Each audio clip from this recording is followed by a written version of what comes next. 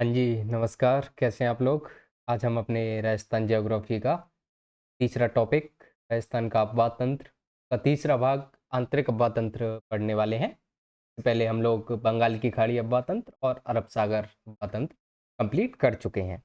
देखिए, आंतरिक अफवाह तंत्र में हम कुछ नदियाँ पढ़ेंगे जैसे घग्गर नदी, कांकने, अब मसूरदी जिसका नाम है, मेंथा, रूपारेल, रूपनगढ़।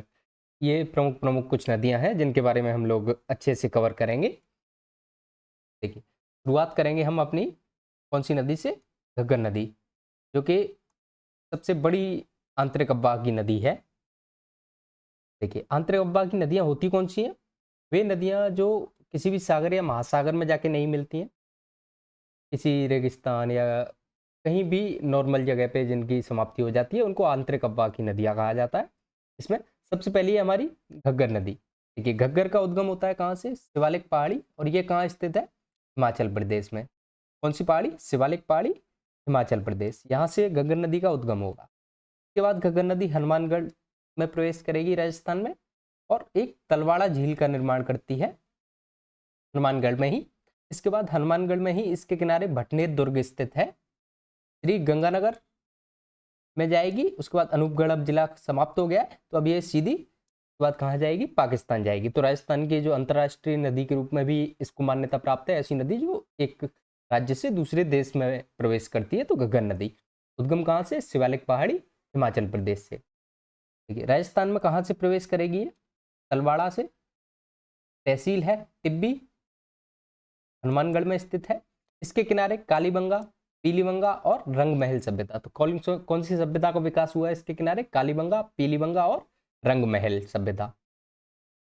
क्या क्या पढ़ चुके हैं हम इसके बारे में? शिवालिक पहाड़ी, इसका उद्गम स्थल, राज्य में प्रवेश टिब्बी तहसील, तलवाड़ा गांव, हनुमानगढ़, किनारे पीलीबंगा, कालीबंगा और रंगमहल। इसके जो प्रवाह क्षेत्र है इसको कहा जाता है नाली या नट या पाट या बग्गी या काठी। ये इनके नाम है, किसी भी नाम से पूछा जा सकता है कि घग्गर नदी के अववाह क्षेत्र को क्या कहा जाता है, तो नाली या पाट या बग्गी या काठी। ये हम लोगों को के बारे में थोड़ी जानकारी होनी चाहिए। इसके बाद दूसरी हमारी कौन सी? कांतली नदी। अब जो इनकी परियोजनाएं हैं वो हम अलग से टॉपिक कवर करेंगे। यहाँ हम केवल अववाह तंत्र या नदियाँ पढ़ रहे हैं। इनकी परियोजनाएं के अलावा इनसे संबंधित अन्य कोई तथ्य हैं, उनको हम अलग से एक टॉपिक के रूप में पढ़ेंगे। अब दूसरी नदी है हमारी कौन सी? कांतली नदी। कांतली नदी का उद्गम स्थल है खंडेला पहाड़ी, सीकर। कांतली नदी, खंडेला पहाड़ी, सीकर। अब्बा तंत्र में जितनी नदियां हैं उनका उद्गम स्थल लगभग नदियों के नाम जैसी ही पहाड़ियों से शुरुआत होती है। तो ये आप थोड़ा याद रखने के लिए दिमाग में रख सकते हैं कि कांतली नदी, खंडेला पहाड़ी, कहाँ से? सीकर से। इसका प्रवाह क्षेत्र क्या कहलाता है? तोरावाटी। उसके बाद ये कहाँ प्रवेश करती है? नीम का थाना, उसके बाद झुंझुनू। तोरावाटी, नीम का थाना में गणेश्वर सभ्यता इसी नदी के किनारे, सुनारी सभ्यता इसी नदी के किनारे। कौन कौन सी सभ्यता है? गणेश्वर और सुनारी। गणेश्वर को क्या कहा जाता है? ताम्र सभ्यताओं की जननी या ताम्र ज। किसी शब्द के पीछे ज लग जाता है मतलब जननी। जैसे जल जिसका उद्गम जल में होता है मतलब कि कमल। और किसी शब्द के पीछे द लग जाता है मतलब देने वाला। जैसे जल मतलब बादल, जल देने वाला मतलब बादल। इसके बाद बात करते हैं कांतली नदी के प्रवाह क्षेत्र को सीकर, नीम का थाना में क्या कहा जाता है? तोरावाटी कहा जाता है। राजस्थान की पूर्णतः आंतरिक प्रवाह की सबसे लंबी नदी। तो राजस्थान की पूर्णतः आंतरिक प्रवाह की, पूर्णतः मतलब जो राजस्थान में ही शुरुआत होती है, जिस उद्गम राजस्थान में होता है और राजस्थान में ही समाप्ति हो जाती है। गंगा नदी का ना उद्गम राजस्थान में होता है ना ही समाप्ति राजस्थान में होती है, इसलिए पूर्णतः राजस्थान की नदी नहीं मानते हम। सबसे लंबी पूर्णतः आंतरिक प्रवाह वाली नदी कौन सी? कांतली नदी। और सबसे छोटी नदी कौन सी है? मसूरदी या कांकनेय को कहा जाता है कांकनेय। के बारे में हम आगे पढ़ेंगे। तो कांतली नदी उद्गम स्थल खंडेला पहाड़ी, सीकर के प्रवाह क्षेत्रों को कहा जाता है तोरावाटी। और इसके किनारे गणेश्वर और सुनारी सभ्यताओं का विकास हुआ। इसके बाद ये आंतरिक प्रवाह की सबसे लंबी नदी है। उसके बाद अगली है हमारी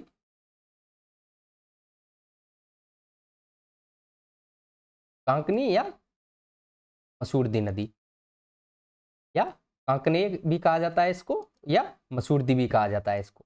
देखिए उद्गम कहाँ से होता है इसका, मैंने कहा खंडेला पहाड़ी से किसका, कांतली नदी का। इसी तरह कोटरी पहाड़ी से कांकनी का, खंडेला पहाड़ी से कांतली, कोटरी पहाड़ी से कांकनी या कांकने या मसूरदी जिसको कहा जाता है। ये स्थान कहाँ स्थित है, जैसलमेर में। ये राजस्थान की सबसे छोटी नदी है आंतरिक प्रवाह की। ये अपना जल कहाँ गिराती है, भुज झील में। संगम होता है कहाँ, मीठा की खाड़ी जैसलमेर। जैसलमेर में ही एक जगह है, वहाँ इसका संगम होता है। और एक इम्पोर्टेंट चीज याद रखने लायक इसमें क्या है, ये भुज झील में अपना जल गिराती है। इसके बाद देखिए अगली नदी है अपनी रूपारेल। रूपारेल का उद्गम होता है कहाँ से, उदयनाथ पहाड़ी। उदयनाथ पहाड़ी कहाँ स्थित है, अलवर में। इसके बाद ये कहाँ जाती है, डीग, जहाँ इसके ऊपर क्या बना हुआ है, सीकरी बांध। कौन सा बांध, सीकरी बांध। कौन सी नदी पे बना हुआ है, रूपारेल नदी पे। उसके बाद ये भरतपुर में प्रवेश करती है, जहाँ इसके किनारे कौन सी सभ्यता का विकास हुआ, नोह सभ्यता का। फिर उसके बाद ये अपना जल कहाँ गिराती है, मोती झील में, जिसको क्या कहा जाता है, भरतपुर की जीवन रेखा कहा जाता है। मोती झील में हरित शैवाल के द्वारा नाइट्रोजन युक्त खाद बनाई जाती है। हरित शैवाल आपको पता है काफ़ी चीज़ों में यूज आता है, आयुर्वेदिक रूप से भी उपयोगी होता है, खाद भी बनाई जाती है इससे। तो ये हुई कौन सी, रूपारेल नदी। उद्गम उदयनाथ पहाड़ी, उसके बाद डीग भरतपुर, और संगम मोती झील, जिसको भरतपुर की जीवन रेखा कहा जाता है। उसके बाद अगली है हमारी रूपनगढ़। रूपनगढ़ का उद्गम होता है कहाँ से, नसीराबाद से। संगम होता है इसका कहाँ, सांबर झील में। सांबर झील में लगभग 4 से 5 नदियां अपना जल लेके आती हैं, जिनके बारे में हम आगे बात करेंगे। देखिए रूपनगढ़, नसीराबाद पहाड़ी, अजमेर से इसका उद्गम होता है। इसके किनारे निम्बार्क संप्रदाय की प्रधान पीठ बनी हुई है। स्थान कौन सा है, सलेमाबाद, किशनगढ़, अजमेर में। कौन से संप्रदाय की, निम्बार्क संप्रदाय की। रूपनगढ़ नदी के किनारे निम्बार्क संप्रदाय की प्रधान पीठ है, सलेमाबाद, अजमेर में। इसके बाद ये अपना जल अंतिम रूप से सांबर झील में गिराती है। इसके बाद छठवीं है अपनी साबी। देखिए साबी, साबी सेवर पहाड़ी, साबी नदी सेवर पहाड़ी। इसके किनारे कौन सी सभ्यता का विकास हुआ, जोधपुरा सभ्यता। तो कौन कौन सी पढ़ी हमने, कांतली नदी के किनारे, देखिए सबसे पहले घग्गर नदी के किनारे पीलीवंगा, कालीवंगा और रंगमहल। उसके बाद कांतली नदी के किनारे कौन कौन सी, सुनारी और गणेश्वर सभ्यता। उसके बाद साबी नदी के किनारे जोधपुरा सभ्यता, और इससे पहले रूपारेल नदी के किनारे नोह सभ्यता भरतपुर में। ये नदी कोतपुतली, बेरौर, खैरतल तिजारा सॉरी खैरतल तिजारा से बहती है। ये हमें याद नहीं रखना है, हमें क्या याद रखना है, ये उद्गम कहाँ से होता है, सेवर पहाड़ी से। और अंतिम जो इसके किनारे सभ्यता कौन सी है, जोधपुरा सभ्यता। उसके बाद मेंथा, देखिए मेंथा, मनोहर थाना, मेंथा मनोहर थाना। संगम कहाँ होता है, सांबर झील में। उसके बाद ये नदी जयपुर ग्रामीण, जयपुर डीडवाना कुचामन में बहती हुई सांबर झील में मिल जाती है। इस नदी के किनारे लूणवा के जैन मंदिर, जो कहाँ स्थित है, डीडवाना कुचामन में। कौन से मंदिर, लूणवा के जैन मंदिर। कौन सी नदी के किनारे, मेंथा नदी के किनारे, जिसका उद्गम कहाँ से होता है, मनोहर थाना जयपुर से, मनोहर थाना जयपुर से। उसके बाद है हमारी अगली बाणगंगा नदी। उद्गम कहाँ से होता है, बैराठ की पहाड़ी, कोटपुतली बैरौर। इसका उपनाम क्या है, अर्जुन की गंगा, रुंडित नदी। ये नदी पहले यमुना में मिलती थी, लेकिन अब आगे खिसक जाने के कारण नहीं मिल पाती, इसलिए इसे रुंडित सरिता या रुंडित नदी कहा जाता है। प्रवाह क्षेत्र कोटपुतली, जयपुर, दौसा, भरतपुर। बाणगंगा बैराठ नदी से, देखिए बाणगंगा बैराठ नदी, बैराठ की पहाड़ी सॉरी, बाणगंगा नदी बैराठ की पहाड़ी, उद्गम स्थल इसका। उसके बाद इसके उपनाम पूछता है, अर्जुन की गंगा, रुंडित नदी इसके उपनाम है। बैराठ पहाड़ी से उद्गम। उसके बाद जयपुर, जमवा रामगढ़ बांध इसके किनारे। उसके बाद दौसा, भरतपुर और अजान बांध भरतपुर में इसके किनारे। के बाद है खारी नदी। खारी, हम लगभग 3 खारी के बारे में पढ़ चुके हैं। एक हम जो लूणी की सहायक थी उसके बारे में पढ़ चुके हैं। इसके बाद बंगाल की खाड़ी अब्बा तंत्र में एक खारी पढ़ चुके हैं और आंतरिक अब्बा तंत्र में तीसरी खारी हम पढ़ने वाले हैं। उद्गम स्थल होता है कहाँ से? कुचामन से। संगम कहाँ? सांबर झील में। अब देखिए ये है सांबर झील, ये है सांबर झील में कुचामन से आती है कौन सी? खारी नदी। खंडेला से आती है कौन सी? कांतली। मनोवर थाना से मेंथा और नसीराबाद से रूपनगढ़। ये सारी नदियां आके जल अपना कहाँ गिराती हैं? सांबर झील में। तो खारी नदी कुचामन से उद्गम, संगम सांबर झील में, प्रवाह क्षेत्र कुचामन और जयपुर। तो ये हुई हमारी आंतरिक अब्बा की कुछ नदियां। अब बात करते हैं कुछ नदियों के बारे में महत्वपूर्ण तथ्य। देखिए ये मैंने जो हमारा फर्स्ट वीडियो था उसमें शायद गलत टाइप था और मैं गलत पढ़ा गया था फ्लो में। ये आपको करेक्ट करना है कि आंतरिक अब्बा जो है वो 60% राजस्थान में योगदान देता है, बंगाल की खाड़ी लगभग 23% और अरब सागर लगभग 17%। ये हमें याद रखना है। कुल प्रवाह क्षेत्र के अनुसार सबसे बड़ी नदी कौन सी है राजस्थान की? चंबल। और जल ग्रहण क्षेत्र जो राजस्थान में है वो सबसे बड़ी नदी कौन सी है? बनास, लगभग 27.50%। बाकी याद नहीं रखने, सिर्फ चंबल का और बनास का याद रखिए कि कुल प्रवाह क्षेत्र किसका ज्यादा है? चंबल का। और जल ग्रहण क्षेत्र किसका ज्यादा है? बनास नदी का। अब देखिए एक बार वापस से रिवाइज करते हैं इसको 2 मिनट में। जो इंपोर्टेंट चीजें हैं उनको हम रिवाइज करते हैं। घग्गर नदी उद्गम शिवालिक पहाड़ी हिमाचल प्रदेश से, उसके बाद इसके किनारे भटनेर बना हुआ है और इसके प्रवाह क्षेत्रों को कहा जाता है नाली या पाट। उसके बाद कांतली नदी उद्गम खंडेला पहाड़ी सीकर के किनारे 2 सभ्यताएं गणेश्वर और सुनारी सभ्यता के प्रवाह क्षेत्रों क्या कहा जाता है? तोरावाटी। इसके बाद आई कांकने और कांतली सबसे बड़ी आंतरिक प्रवाह की नदी। इसके बाद कांकने सबसे छोटी आंतरिक प्रवाह की नदी।